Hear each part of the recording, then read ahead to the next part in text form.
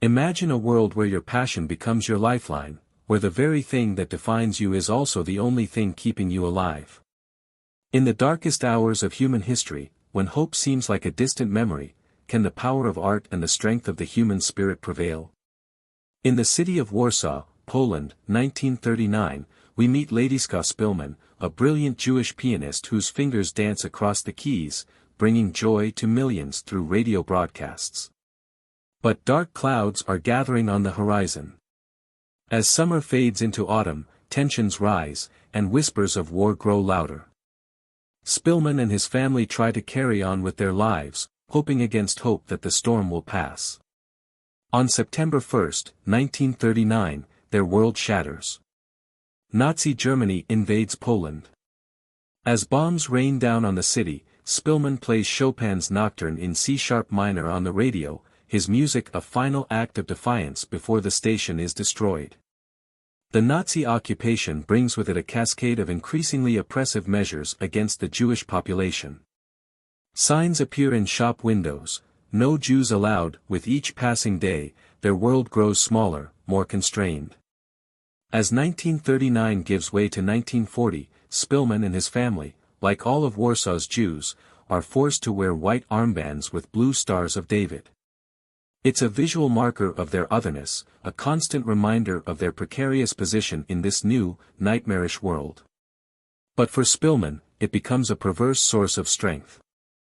Each time he looks at the star, he silently vows to survive, to keep his music alive, to bear witness to whatever may come.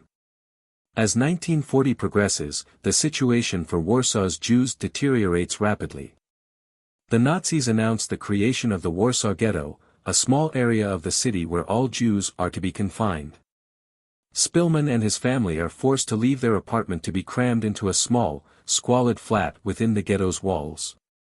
The once celebrated pianist now finds himself playing in cafes, his talents reduced to background noise for Nazi officers and their collaborators. It's a bitter pill to swallow, but Szpilman refuses to let it break his spirit.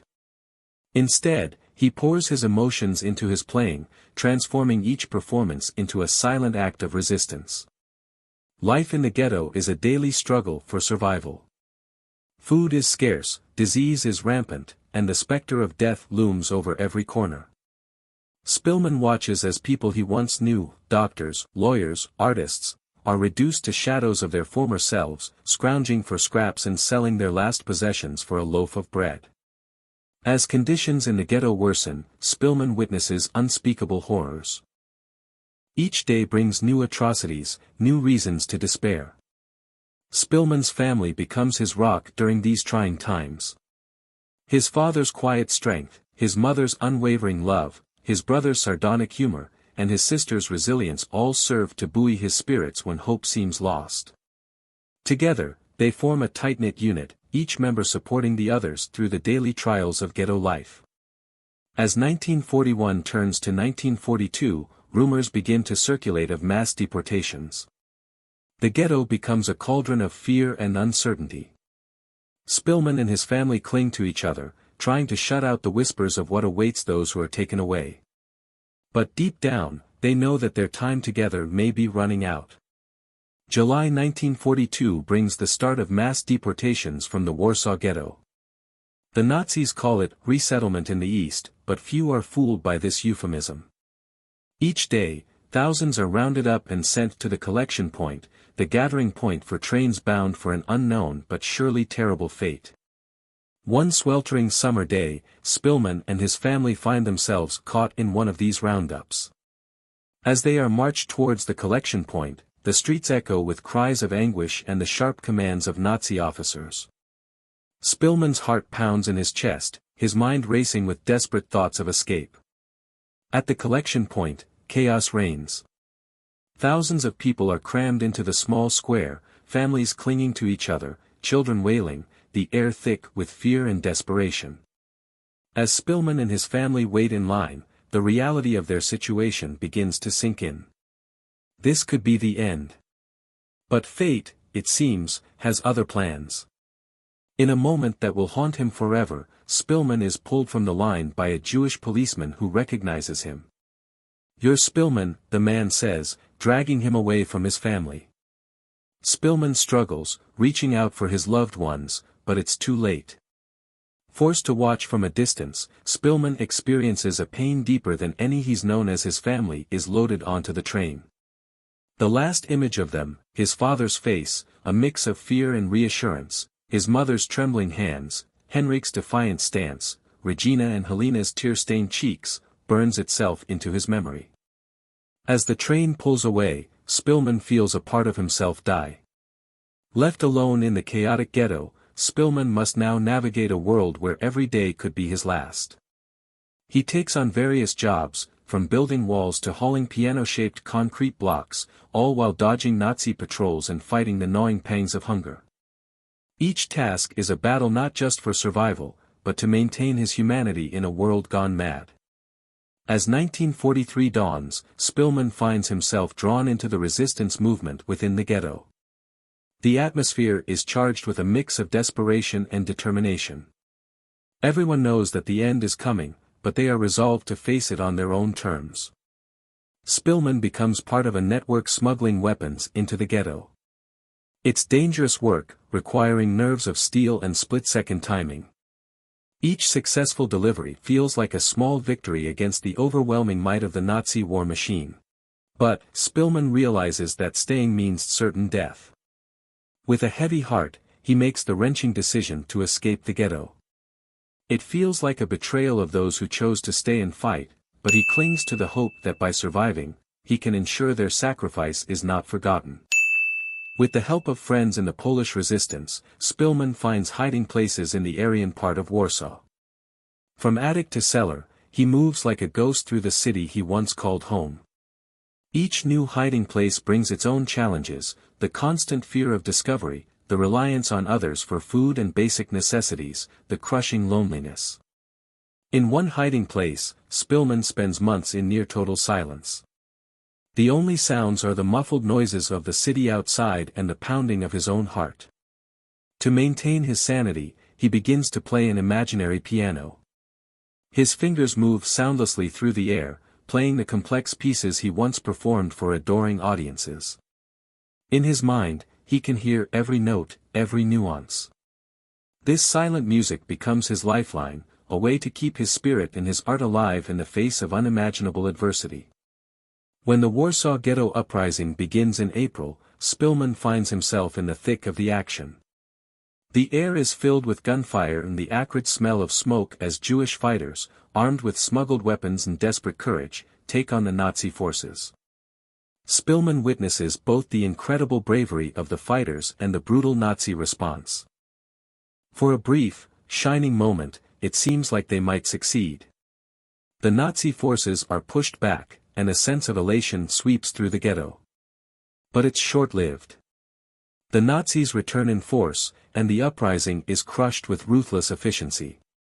As the war grinds on, Szpilman's world shrinks to the size of his various hiding places. Days blur into weeks, weeks into months. He loses track of time. His body weakens from lack of food and movement, but his will remains unbroken. In the darkest moments, when despair threatens to overwhelm him, he thinks of his family, of his music, of all those who didn't have the chance he has. Their memory becomes his strength, pushing him to survive one more day, one more hour, one more minute. Dear viewers, I invite you to take a moment to reflect. How would you find the strength to go on in such circumstances? What would be your anchor, your reason to keep fighting when all seems lost? What gives you strength in your darkest moments? As 1944 unfolds, Szpilman finds himself utterly alone in the ruins of Warsaw. Buildings that once stood proud are now hollow shells, streets are little more than rubble-strewn paths, and the silence is broken only by the distant sound of gunfire and the howling of stray dogs. In this desolate landscape, Szpilman must find a way to survive. He scavenges through the ruins, always alert for the sound of approaching soldiers. The physical challenges are immense. Hunger is a constant companion. The bitter Polish winter seeps into his bones, and he wraps himself in whatever scraps of cloth he can find. But it's the psychological toll that proves most daunting. The silence of the ruined city is oppressive, broken only by the occasional distant explosion or the crunch of his own footsteps. Szpilman goes days, sometimes weeks, without speaking a word or seeing another living soul. In this isolation, the line between reality and hallucination begins to blur. Whatever the reason, Szpilman perseveres. Each day of survival is a small victory, a testament to the resilience of the human spirit. In a world that seems to have lost all humanity, he holds on to his, refusing to let the circumstances reduce him to mere animal instinct. As the harsh winter of 1944 to 1945 sets in, Szpilman finds himself at his lowest point.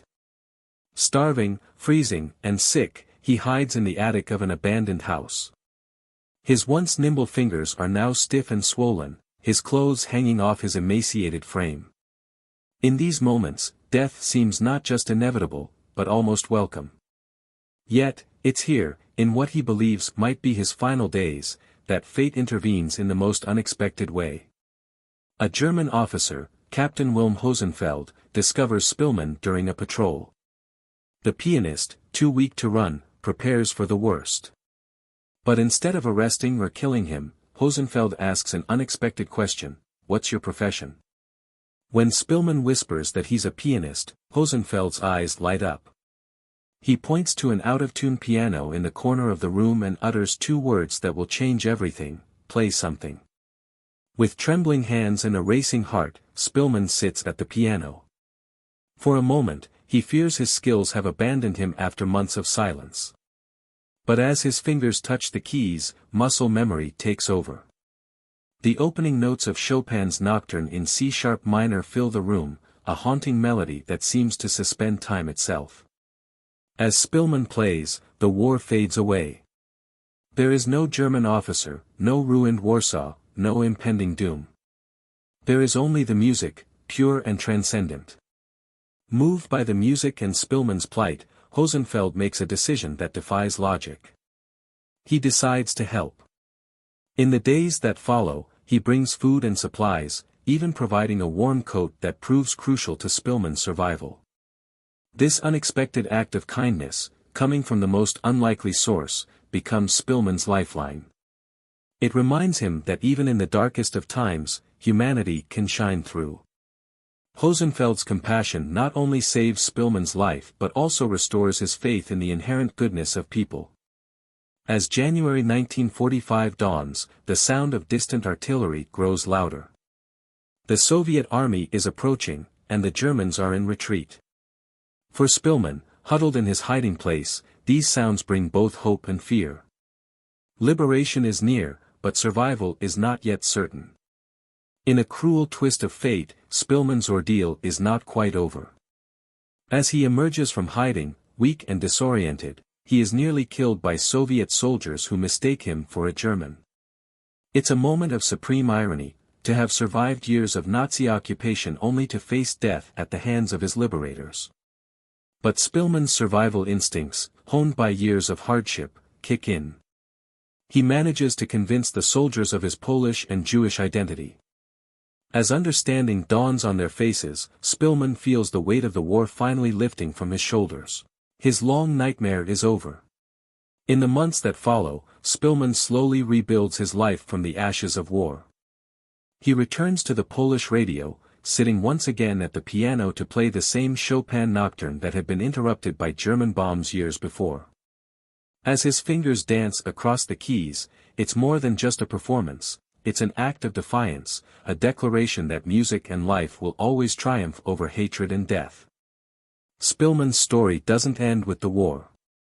In the years that follow, he channels his experiences into his music, his playing imbued with a depth and emotion that touches all who hear it. He carries with him the weight of all those who didn't survive, and he's determined to honor their memory. He works tirelessly to rebuild Warsaw's musical culture, organizing concerts and supporting young musicians. Years later, Szpilman embarks on a quest to find and thank Captain Hosenfeld, the German officer who saved his life. It's a search fraught with challenges and disappointments. Hosenfeld, he learns, died in a Soviet prisoner of war camp in 1952. But Szpilman's efforts are not in vain. He manages to connect with Hosenfeld's family, forming a bond that transcends the bitter divisions of war. This connection becomes a powerful symbol of reconciliation and the possibility of healing even the deepest wounds. Władysław Szpilman's journey is more than just a tale of survival, it's a reflection to the enduring power of the human spirit and the transcendent nature of art.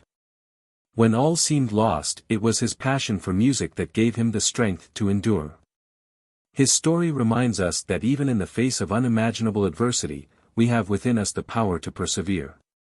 As we reflect on Szpilman's extraordinary journey, let us ask ourselves, what is the music in our own lives? What passions drive us, give us purpose, and help us overcome obstacles? How can we, like Captain Hosenfeld, extend a hand of kindness to others, even when it seems risky? If you enjoyed this video, I think you'll find the next one particularly moving. It's a powerful story of survival, resilience, and the human spirit. Be sure to check it out, you won't want to miss it.